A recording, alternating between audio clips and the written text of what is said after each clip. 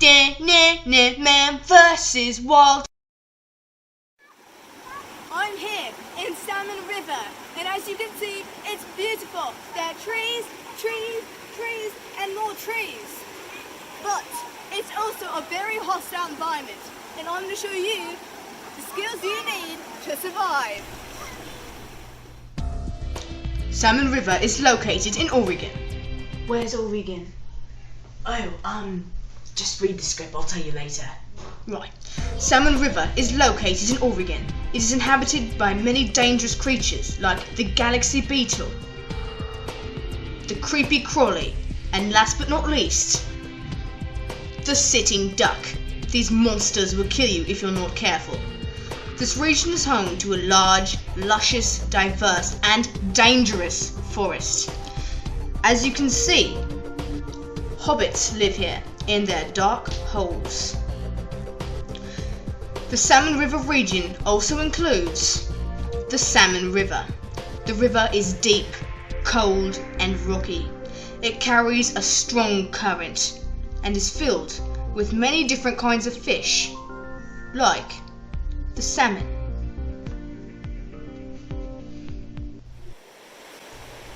And now I begin my trek into the wilderness.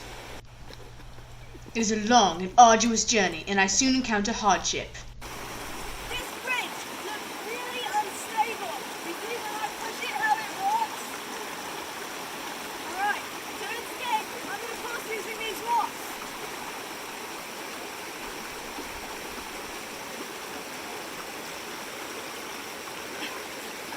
As you can see, those rocks are mega slippery and mega dangerous.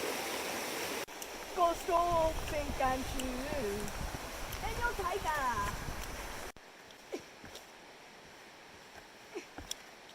Can I get a little help?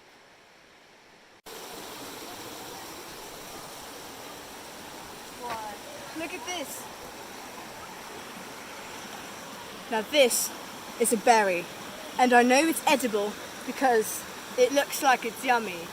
So, therefore, I'm gonna eat it, alright?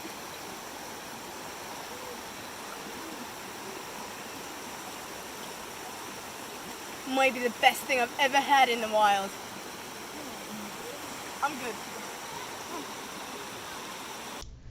After I've filled myself on a berry, I continue my journey.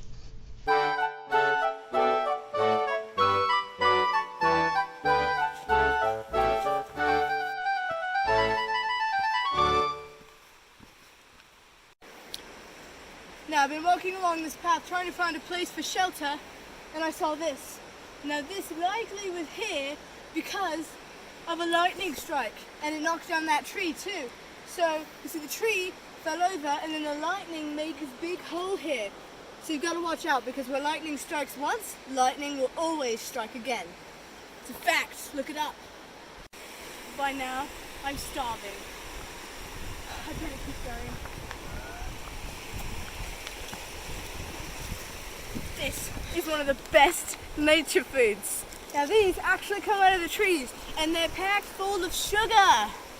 Just the thing you need for a long hike ahead of you. So I'm just going to slip this into my pocket and save it for later.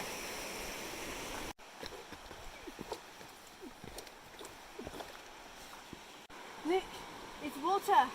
Now this water looks absolutely delicious. You see, if you can see the bottom of the water, that means it's absolutely clean. Alright? So I'm just going to take a little sip here. Now I'm going to take another one. It's so good. Now, it tastes a little bit like sulfur, but that's nothing to worry about. It's totally natural for a body of water to taste like sulfur. This is really steep. I've got it going.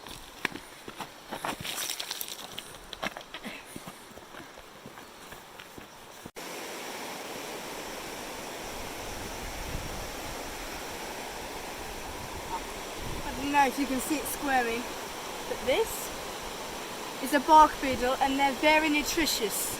However, they don't taste very good.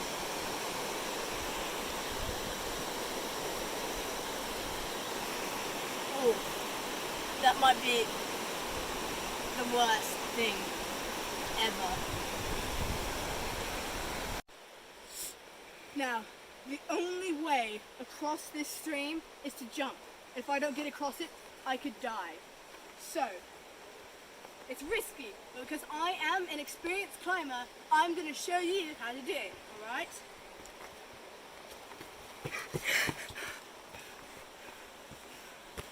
It's alright.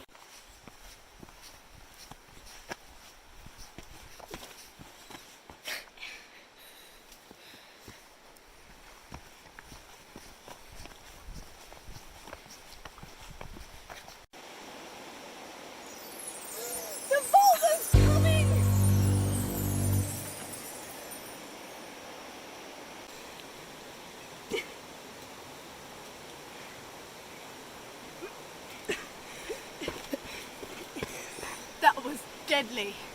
My little pony, my little pony. Ah. Now, all that walking has made me really hungry, and I've got to find food fast, or I might die. These berries are everywhere. They look remarkably like a poisonous one I saw in a book, but I'm sure they're fine. So I'm just going to eat it.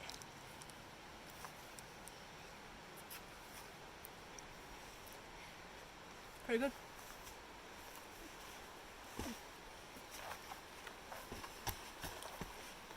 So, a very important skill in the wild is knowing how old a tree is.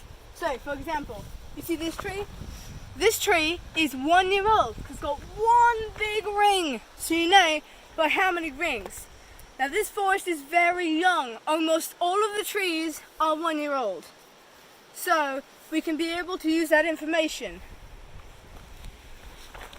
But that's a secret. Now that nightfall's approaching, it's time to look for a real shelter. So I've come across from that side of the lake, and I think when we're looking at something like this, we just really need to appreciate all of the homes and factories, especially coal factories, that can go here and really enrich this area. And I think that's one of the most important things about being in the wild, is just realizing how much man can just make things more beautiful by spewing beautiful black smog into the sky and changing everything. It's wonderful. So, the sun is setting and it's about time for me to go to sleep. And now a lot of people think you want to find the most sheltered place and the most safe place, but really the safest place you can be to sleep is on an exposed rocks place like this, especially when it's right above a river on a steep slant. So you're just going to want to sleep back and make sure you do not use your backpack as your pillow. It's extremely uncomfortable. And this is going to get you the best results and the best sleep. So, good night.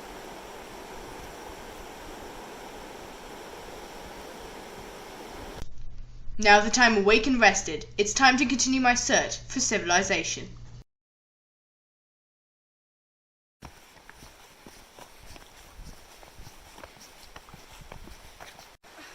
I'm in a bad way. Those berries I ate earlier are not agreeing with me. And I think this morning, I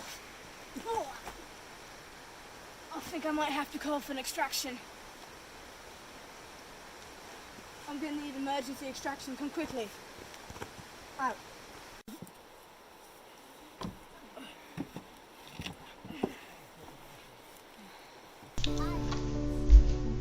Although my journey here in Salmon River ended in an unfortunate emergency extraction, I learned a lot from this experience. I saw the wonderful beauty of Salmon River in the plants, like these little purple flowers that taught me that plants can actually be colors other than green. I also learned the same lesson from these succulents, which are kind of a pale green. I also learned that succulents can, in fact, have flowers. I didn't like this next plant very much, so it's very short. This plant taught me not to touch spikes. It's very painful.